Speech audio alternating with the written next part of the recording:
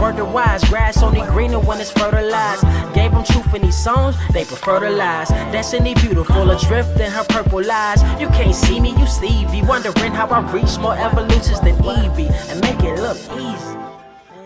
What is up, Earth's mightiest subscribers? It's Ernie, Blerd without fear. Welcome back to the channel. Okay, so today's video, we're going to be talking about Nubia, Real One by L.L. McKinney and Robin Smith. And in this video, we're just going to basically be breaking down why you need to check this comic out. Okay, so Nubia Real One, I actually did a video about this when it was announced that this was going to be coming up, and at the time, we didn't really have a whole heap of a lot of details, but now that the book is out, I can actually talk to you guys about it, give you my takes on it. Now, this is going to be a, for the most part, spoiler-free review slash take on, what's going on here in this comic, and basically what you need to know going into it is that this is not going to be any version of Nubia that you have seen before in any of DC Comics. However, it is almost kind of like a perfect amalgam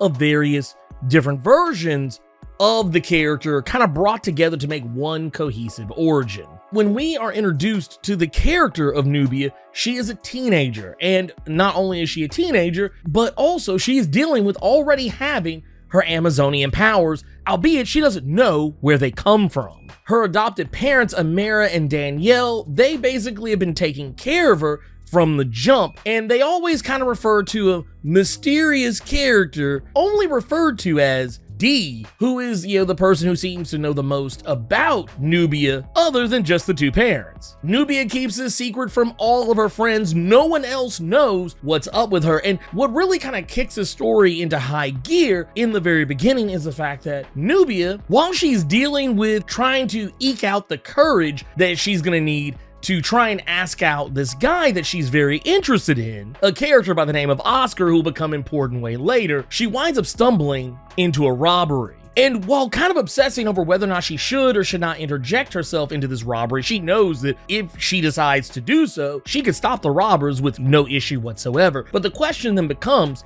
should she? Should she expose who she really is? Should she make her presence known to the world? Because at the end of the day, this story echoes and is very similar to what's going on in the real world today. If police officers are already shooting unarmed black men and women and children, what do you think they're gonna do when they see an unarmed, superpowered black teenage girl? Ultimately, Nubia is going to decide that she is going to interject herself into it before she even realizes that she's even made the decision. She's already stopping the robbery, exposing her powers, and more specifically, exposing her powers in front of the guy that she's into. And then, of course, from there, the police getting involved, and not only the police getting involved, but the store clerk accusing her of being the one who was in on the robbery alongside the robbers because heat of the moment or just straight up racist, who knows? But the point of the matter is that this leads her parents to become more overbearing on her, and this sends Nubia down a whole rabbit hole of dealing with not just her own personal teenage problems, not only dealing with, the teenage angst and trying to fit in and trying to get the attention of a guy that she's into. It's all of that rolled into it, but also having to deal with the stress of not being who she truly is. And I don't want to go too much further than that in regards to the progression of the story, but just know that this story has a lot of really lived-in characters. These characters feel like real people, and I will definitely say that probably one of my favorite characters in this whole thing is Oscar, a character who for all intents and purposes is just like anybody else. Oscar is a character I don't even want to say a whole heap of a lot about because I don't want to paint your image of the character already going into it, but Oscar is a character who for all intents and purposes is pretty laid back, cool as a fan, and is probably one of the more understanding people in Nubia's orbit. And then of course you got her best friends, Quisha and Jason, who are pretty much her ride or dies, but they don't really know what's going on with Nubia. But when you see these characters interacting with one another, you see the natural flow of dialogue, and you can just tell, yeah, these kids, regardless of whether or not they actually haven't known each other their entire lives, it seems like they have. And of course, I already mentioned the characters of Amara and Danielle, who are Nubia's mom. mothers, and I like the dynamic between them because you can already see that Amara is the one who is the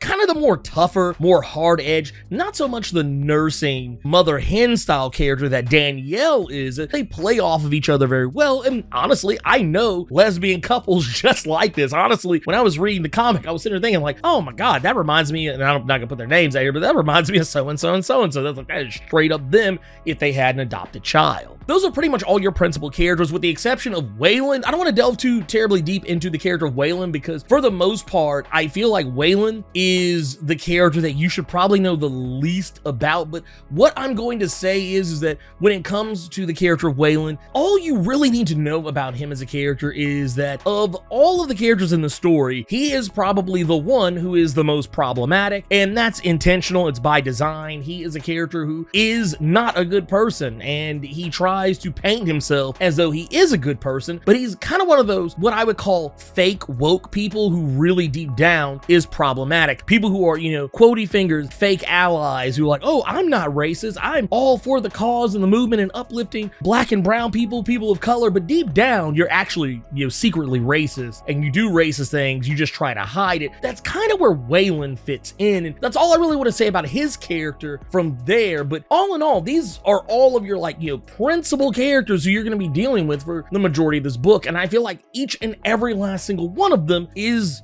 a living, breathing character. They all have some level of gravitas to them and that makes them feel like real people. This is pretty much a testament to the writing that L.L. McKinney is putting into this story, and I gotta admit, the thing that really helped bring it all home and wrap it up in a nice, neat little package for me was the art by Robin Smith. Robin Smith's art in this now, I personally feel like it actually helps sell the story even more because this artwork comes from the personal nature of the story. The characters are drawn in a stylized fashion that kind of makes them stick out, and almost in some ways, maybe, I don't know if this was the intention or not, but a lot of it kind of reminds me of graffiti artwork. And another thing that actually kind of struck me while I was actually reading this comic is that how much the character designs reminded me of one of my all-time favorite TV shows, The Proud Family. Not one for one, but just the vibe and how the character designs lend themselves to each character's personality within the story that's being told. I don't want to talk about any of the reveals in this comic because I'm going to go and just tell you right now, about halfway through the book, there's going to be a major reveal, and it's going to kind of be where everything is just going to kind of hit you all at once. I was totally in for it. I was in for a penny, in for a pound. Beyond that, probably one of my only complaints with the story in and of itself is the fact that it is technically set in the, you know, kind of like,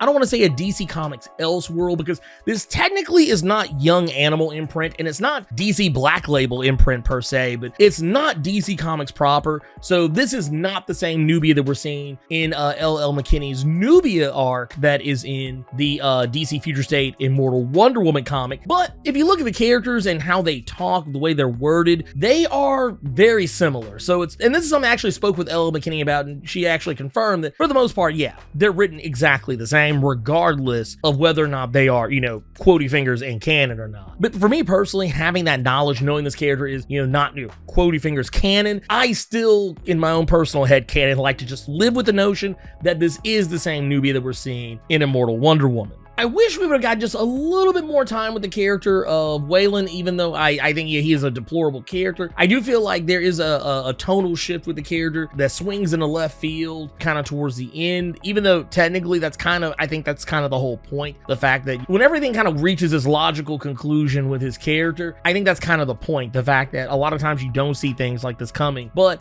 I do wish there was just maybe just one little smidget, maybe a little hair of something going on with Waylon that maybe would have given us that little bit more of a hint. But otherwise, I think the book is great. It has great pacing with all the other characters and the story itself. This comic addresses a lot of issues that I think we in you know, the black community, I think that we would personally find interesting. The way that the characters interact with each other, the way that the characters deal you know, with their own, like, kind of in their own head dialogue when they're thinking about, you know, being arrested by the police, when the characters are comfortable and around each other, when the characters are talking to each other on the phone, when the characters are having one-on-one conversations with each other, and even in some instances where there's some bigger set pieces going on in the comic, which, yeah, I won't get too deep into, but just know that there are some really big issues that are being tackled in this comic, and I know that some people are going to be here for it, some people are not going to be, but I think this comic does an amazing job of juggling all of that stuff and at the same time managing to stick the landing. That said, I highly recommend the comic. Nubia Real 1. Really enjoyed it and makes me even more interested in what could be done with the character Nubia going down the road. And more importantly, hoping that this character does get a bigger slot in DC Comics post DC Future State, because we don't really know what's going to be going on with all of the characters when Future State is, you know, wrapped up. But I'm hoping that we do get to see more Nubia by the time we get to the end of this. By the time this video comes out, Nubia Real 1 will not be in open release, but once it is, let me know what you thought about it. If you enjoyed this video, Hulk smash that like button and make sure to share it around with all your friends and all over the internet so that they can know how you leveled up your comic book big brain in regards to Nubia Real 1. Make sure to hit that subscribe button and keep it plus ultra and sound off in the comments.